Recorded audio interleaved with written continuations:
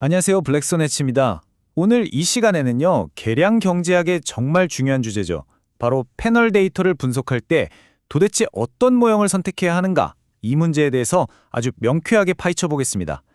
정말 많은 학생들이 헷갈려하는 부분인데 오늘 저와 함께 확실하게 정리하고 넘어가시죠. 자, 여러분이 지금 패널 데이터를 손에 딱 넣었다고 한번 상상해 보세요. 여러 개인이나 기업 혹은 국가를 수년에 걸쳐서 쭉 추적한 정말 귀한 자료잖아요. 그런데 바로 이 지점에서 첫 번째 질문에 딱 부딪히게 됩니다. 그래서 이 데이터를 어떤 모형으로 분석해야 가장 정확한 답을 얻을 수 있을까? 이게 바로 오늘 우리가 풀어야 할 핵심 질문입니다. 이 질문에 답을 찾기 위해서요. 오늘 우리는 3명의 강력한 챔피언 후보를 링 위로 불렀습니다. 가장 단순한 통합 OLS, 그리고 패널 분석의 양대 산맥이라고 할 수 있는 고정효과 모형과 임의효과 모형. 과연 이 셋 중에 어떤 추정량이 가장 신뢰할 수 있는 챔피언의 자리에 오르게 될까요? 자, 그럼 1라운드를 시작하겠습니다. 첫 번째 도전자는요. 가장 기본적이면서도 아주 단순한 접근법. 바로 통합 추정량입니다. 통합 추정량, 우리가 보통 풀드 OLS라고 부르는 건데요. 아이디어는 아주 간단해요. 패널 데이터가 가진 어떤 복잡한 구조 같은 건 일단 무시하고요. 그냥 모든 관측지를 하나의 거대한 횡단면 자료라고 생각하는 겁니다. 그리고 거기에 우리가 잘 아는 최소자승법, OLS를 그대로 적용하는 거죠. 어때요? 정말 직관적이죠? 하지만 이 단순함에는 아주 큰 대가가 따릅니다. 이 방법이 우리에게 올바른 답을 주려면요. 관찰되지 않는 개인별 특성들이 있잖아요. 예를 들면 개인의 타고난 능력 같은 거요. 이런 것들이 우리가 관심 있는 설명 변수들, 예를 들어 교육 수준 같은 것과 전혀 상관이 없어야 한다는 아주 강력한 가정이 필요해요. 현실에서 이 가정이 만족되기는 정말 어렵겠죠? 그래서 통합 추정량은 종종 우리를 잘못된 결론으로 이끌 수 있습니다. 자, 이제 오늘의 메인 이벤트입니다. 패널 데이터 분석의 진정한 두 거인이죠. 고정효과 모형과 임의효과 모형의 본격적인 대결을 시작하겠습니다. 교수님, 전 정말 이 두 모형이 제일 헷갈려요. 도대체 둘의 가장 큰 차이점이 뭔가요? 제가 정말 많이 받는 질문입니다. 아주 좋은 질문이죠. 거의 모든 학생들이 바로 이 지점에서 혼란을 겪거든요. 고정효과와 임의효과, 이름도 비슷하게 생긴 이 둘의 결정적인 차이를 이해하는 것. 이게 바로 오늘 분석의 핵심 포인트입니다. 이 두 챔피언 중에 누가 더 뛰어난지 판단하려면 결정적인 기준이 하나 있어야겠죠? 그 기준이 바로 일치성이라는 개념입니다. 자, 일치성이라는 게 좀 추상적으로 들릴 수 있으니까 우리 양궁에 한번 비유해 볼까요? 우리가 쏘는 화살 하나하나가 추정치라고 생각해 보세요. 일치성이 있다는 건 뭐냐면 우리가 표본의 크기, 즉 화살을 쏘는 횟수를 늘리면 늘릴수록 그 화살들이 관역의 정중앙, 즉 우리가 정말로 알고 싶은 그 진짜 값에 점점 더 가까이 모이는 성질을 말합니다. 아무리 많이 쏴도 계속 엉뚱한 곳에만 맞는다면 그건 좋은 추정량이라고 할 수 없겠죠? 자, 이 슬라이드가 오늘 분석의 하이라이트입니다. 이 표 안에 모든 답이 다 들어있어요. 자, 저랑 같이 차근차근 한번 보시죠.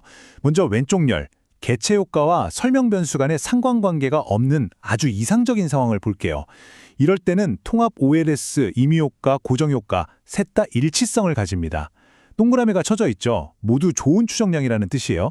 하지만 이제 오른쪽 열, 훨씬 더 현실적인 상황이죠. 상관관계가 있을 때를 한번 보세요. 여기서 승부가 확 갈립니다. 통합 OLS와 임의효과는 일치성을 잃어버리고 엉뚱한 답을 내놓게 돼요. X 표시가 보이죠. 그런데 오직 고정효과 추정량만이 어떤 상황에서든 꿋꿋하게 일치성을 유지하는 걸 볼 수 있습니다. 네, 맞습니다. 이 표가 말해주는 핵심은 바로 이거예요. 분석에서 가장 중요한 덕목인 일치성의 관점에서만 본다면 고정효과 추정량은 어떤 상황에서도 우리를 배신하지 않는 아주 믿음직한 챔피언이라는 겁니다. 바로 그거죠. 와, 정말 날카로운 질문인데요. 아니, 교수님, 항상 정답에 가까워지는 방법이 있다면서요? 그럼 왜 굳이 다른 방법을 고민해야 하죠? 이 질문에 대한 답 안에 패널 데이터 분석의 또 다른 깊이가 숨어 있습니다. 고정효과가 항상 일치성을 보장하는 강력한 도구인 건 맞아요. 하지만 만능은 아닙니다. 첫째, 만약에 임의효과 모형의 기본 가정, 즉 개체효과랑 설명 변수 간의 상관관계가 없다는 그 가정이 정말로 성립하는 특별한 경우라면요. 그때는 임의효과 추정량이 더 효율적인 추정량이 될 수 있어요. 여기서 효율적이라는 건 아까 그 양군 비율을 다시 가져오자면요. 관역 정중앙에 화살들이 훨씬 더 촘촘하게 모이는 걸 의미해요. 한마디로 더 정밀한 추정치를 얻을 수 있다는 거죠. 둘째, 이게 더 결정적인 문제일 수 있는데 고정효과 모형은요. 분석 과정에서 성별이나 인종처럼 시간에 따라 변하지 않는 변수들의 효과는 아예 추정을 할 수가 없다는 치명적인 단점이 있습니다.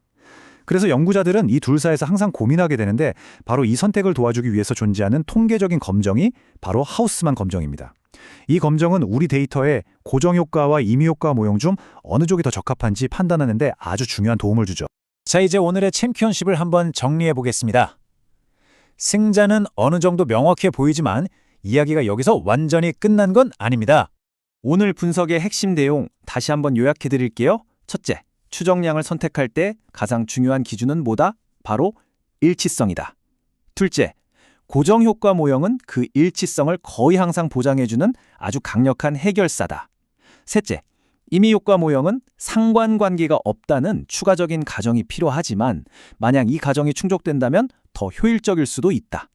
딱 이 세 가지입니다.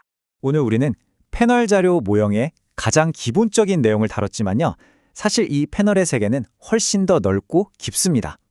여기 보시는 것처럼 불균형 패널이라든지 동적 패널, 단익은 문제 같은 여러분의 지적 호기심을 자극할 흥미로운 주제들이 정말 많이 남아 있습니다. 꼭 더 깊이 공부해 보시기를 권장합니다. 자, 마지막으로 여러분께 질문 하나를 던지면서 마무리하겠습니다. 여러분이 연구자라고 생각해 보세요. 여러분의 연구에서 남녀 간의 임금 격차처럼 성별이 미치는 효과를 분석하는 게 가장 중요한 목표라고 해봅시다.